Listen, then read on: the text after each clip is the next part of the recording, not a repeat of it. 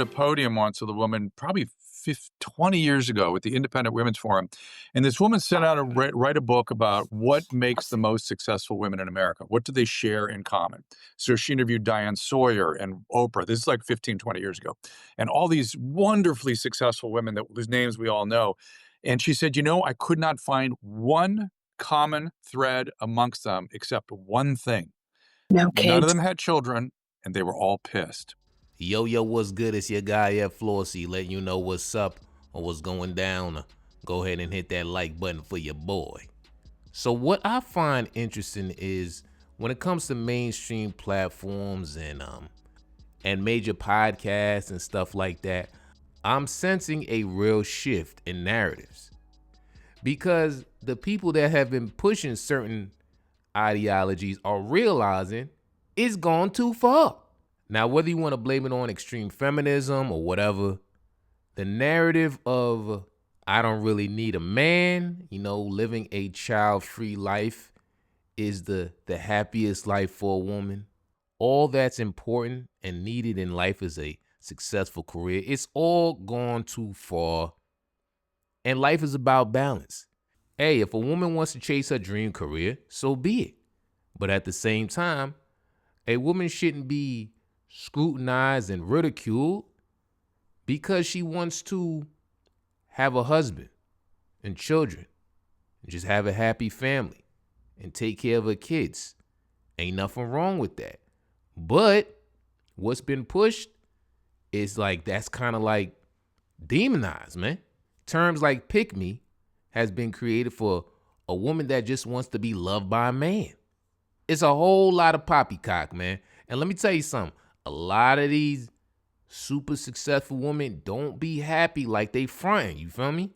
And they're pissed because Martha Stewart. They were told they could do it when they were ready, whenever they want to. And then the time came and the window had closed and they were pissed. That's so interesting. It's unquestionably a trade-off. You just can't run the same race when you have kids. And it's not that it's all or nothing with regard to giving your kids everything and being the ultimate martyr, but they do have to come first because they can't take care of themselves. And it's a sacrifice. You see, that's the thing. Yes, it's a sacrifice. But for so long, what's been pushed in, whether it be through media or certain movements, that the sacrifice isn't worth having. Either the sacrifice of having a family wasn't worth your career, or you can have both. At any time, any age, without putting in any effort to getting a man. I mean, it wasn't realistic, man. It's a sacrifice. It's a sacrifice some of us think is worth making, and some of us don't. And should be supportive of that. But I think we should, as a society, be figuring out a way to support women to do things in stages.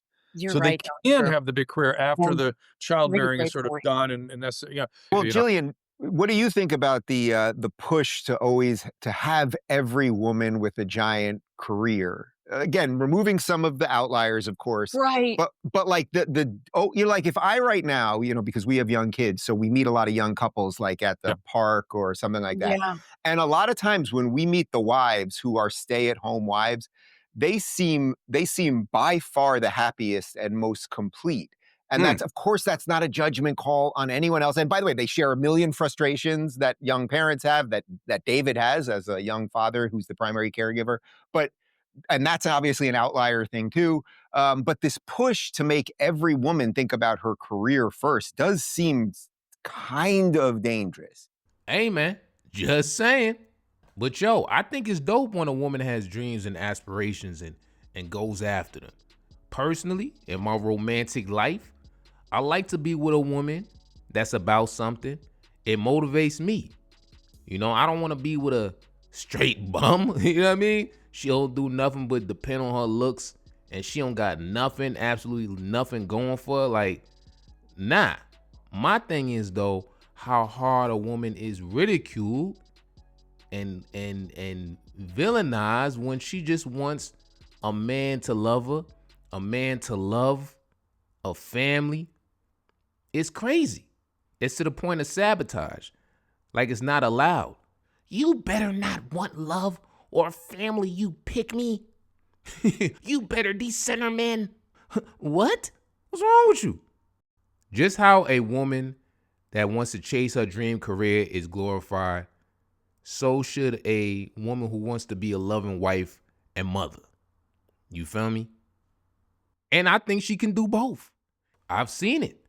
It's just all about being realistic with your standards, with the effort you put in to obtain that man, to build that family.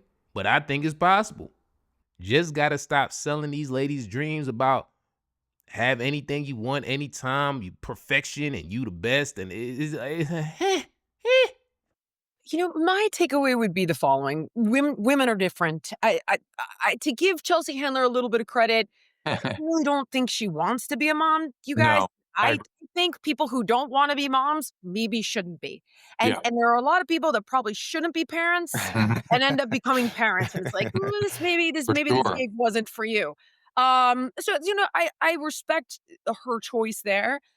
I'll tell you that Maria Shriver once said, "You can have it all, but not at the same time." But Drew, the crux of the paper really is this thing about trying to keep other people down more than Exactly. balancing it all right, right? So Exactly. So that's really more the interesting part here. yeah. Is that like a female thing in and of itself?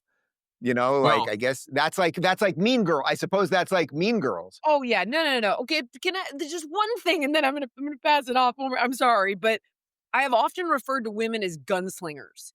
And it's like there's room in this town for one of us, and it's gonna be me. And they don't support each other. They don't elevate each other. Most mentors for the females I know are men. I very rarely see women mentoring other women, giving them opportunities because there is a threat there that I have always witnessed. And guys are, notoriously bros before hoes. Women are the exact opposite. I don't have enough little catchphrase to invert that Right. sentiment, but you get the point. Sorry, Doc, I didn't mean to jump in, it's but all if you right. No, No, that's Jillian is super. That's the very point. is That's the see my point. it's the side for point. You decades. were very honestly describing a motivational system. And that motivational system is founded on a reproductive strategy. And there it is. You just described it. And I've always said women they need to own that and then figure out how to fight against it so they can be more collaborative and supportive of other women. But it's very hard for them. It's very hard. Yeah, because as much as there are some women that complain heavily about men and the misandry is potent, yo, it be women that be each other's biggest haters. Them comments be brutal. Let there be a wife on TikTok post about how much she loves her husband or how she cooks for her husband. Yo, they go in. They go. They be trying to end the relationships, yo. Like, you loser, you pick me, you this, you that. I'm like, what she do? What did she do? So yeah, the competition is real. The competition is real. That misery be loving company. But let me know what y'all think about this. Always love reading your thoughts. Like, comment, subscribe. Hope you have a beautiful day. Till next time, baby, I'm out.